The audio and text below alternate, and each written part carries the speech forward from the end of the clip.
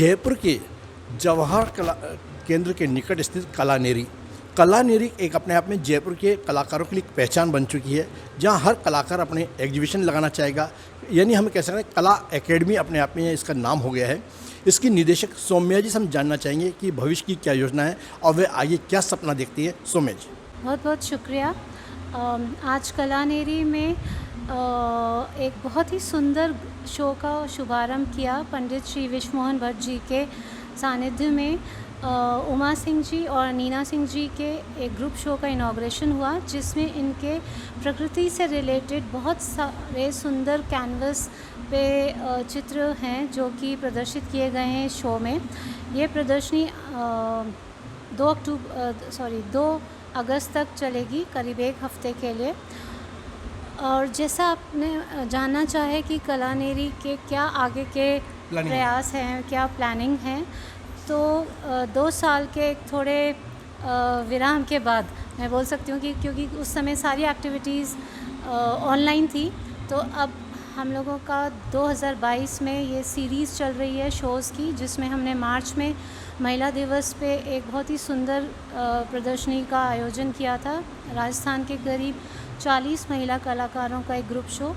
उसके बाद अब सीज़न क्योंकि अब स्टार्ट हुआ ही है, तो आज ये गैलरी में एक बहुत ही सुंदर नेचर लैंडस्केप से रिलेटेड एक शो का शुभारंभ किया गया है।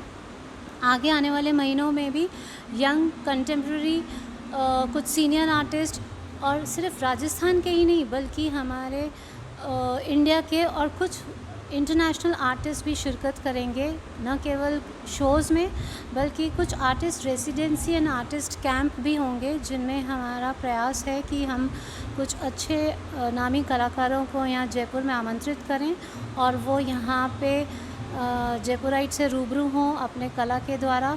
यहाँ कलानेरी में क्योंकि काफ़ी स्टूडेंट्स यहाँ पे अध्ययनरत हैं, तो उनके लिए एक सुनहरा मौका होगा कि उनके लिए वर्कशॉप्स, डेमोन्स्ट्रेशंस और कुछ सुंदर शोज़ का आयोजन होगा। तो मेरी यही गुजारिश है जयपुर वासियों से कि वो आगे आएँ और कला के अलग अलग आयामों का आनंद लें और कलानेरी में फ्रिक्वेंटली आते रहें, जिससे उन्हें टाइम टू टाइम कला के अलग अलग एस्पेक्ट्स का। मैं सौम्या जी यहाँ आपसे एक छोटा सा सवाल ही करना चाहूँगा कि आपको कला के क्षेत्र में आने के लिए प्रेरणा कैसे मिली, आप कैसे आए इस क्षेत्र में? जी,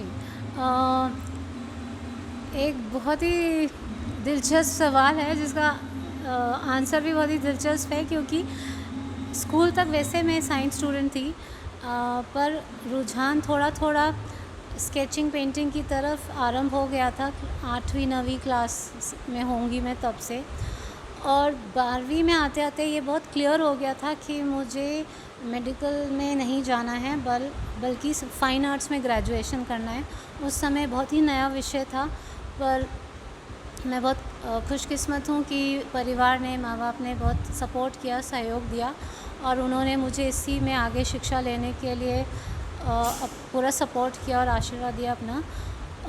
बैचलर्स एंड मास्टर्स डिग्री के पश्चात ये मन में एक विश्वास था कि मुझे एक ऐसा सेंटर, एक ऐसा एकेडमी, एक ऐसा गैलरी खोलना है जहाँ यंग आर्टिस्ट, न केवल हमारे राजस्थान के बल्कि हमारे देश के जितनी भी छुपी हुई प्रतिभाएं हैं, स्पेशली प्रायोरिटी मेरे यहाँ था युवा पीढ़ी, उनको आगे लाया जाए, उनको, उनके कामों को, उनके कार्यों को आम जनता, बोलते ना मासेस एंड क्लासेस, दोनों तक उनका काम पहुँचे।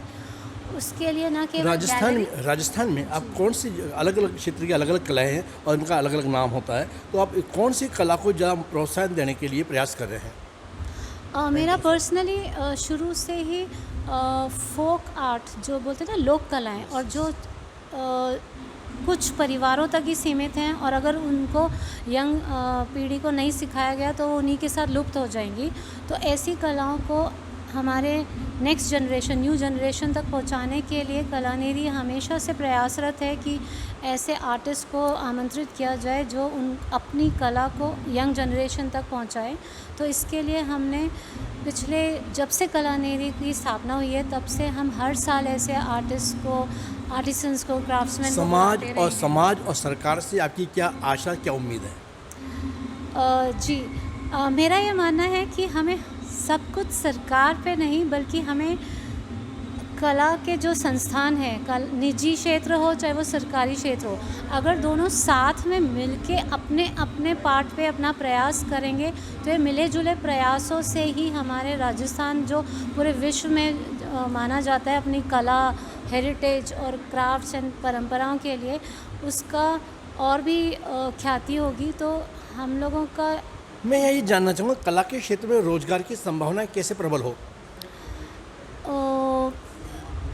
मैं हमेशा से ये बोलती आई हूँ कि जब तक हम युवा पीढ़ी को स्किल ओरिएंटेड ट्रेनिंग या वर्कशॉप्स में ट्रेंड नहीं करेंगे कि वो अपने जो परंपरावादी कलाएं हैं उनको भी जानें, और जो मॉडर्न आर्ट है या मॉडर्न स्किल्स हैं उनको भी जानें, इन दोनों के कॉम्बिनेशन से अगर युवा पीढ़ी स्किल्ड होगी तो इसमें असीमित संभावना है कि वो न केवल आर्टिस्ट बन सकते हैं, उनको अलग अलग सेगमेंट्स में, अलग अलग फील्ड्स में, जैसे कि ad agencies, export houses, design houses, क्योंकि आज सारे इंडस्ट्रीज़ को skilled creative artist and designers की आपने ज़रूरत किसी है। यूनिवर्सिटी से कोई कांटेक्ट किया हुआ है, उससे एमओयू किया हुआ है कुछ? अभी हमारा जो चल रहा है, एमओयू तो नहीं कहूँगी, जो हम लोगों का प्लानिंग चल रहा है कि वो राजस्थान स्किल यूनिवर्सिटी से हम लोग एफिलिएट एसोसिएट हों, क्योंकि यही एकमात्र राजस्थान में वो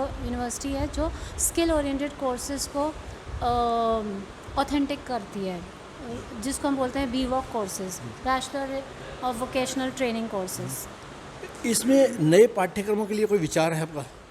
जी बिल्कुल, क्योंकि उसमें परंपरावादी और आधुनिक दोनों कलाओं का समावेश हो।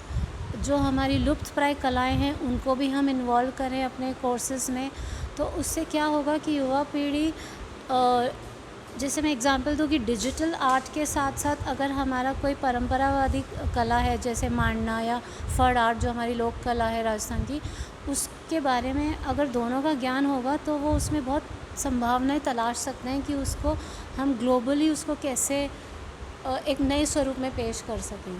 बहुत बहुत धन्यवाद सौम्या जी, आपने हमें समय दिया। हमें आपसे उम्मीद है कि आपकी कला के क्षेत्र में आपकी और भी अधिक पहचान बनेगी और नए कलाकारों का बहुत अधिक प्रोत्साहन देंगे। आपके मार्गदर्शन में नए कलाकार बहुत कुछ सीख पाएंगे। धन्यवाद। तो दोस्तों, इसी तरह की लेटेस्ट अपडेट्स पाने के लिए आप हमारे YouTube चैनल को सब्सक्राइब करें A1 राजस्थानी। और इसके अलावा आप हमें Facebook पे भी सर्च कर सकते हैं, राजस्थानी करें A1 राजस्थानी। वहां जाकर आप हमारे पेज को लाइक कर सकते हैं और वीडियो को शेयर करना ना भूलें।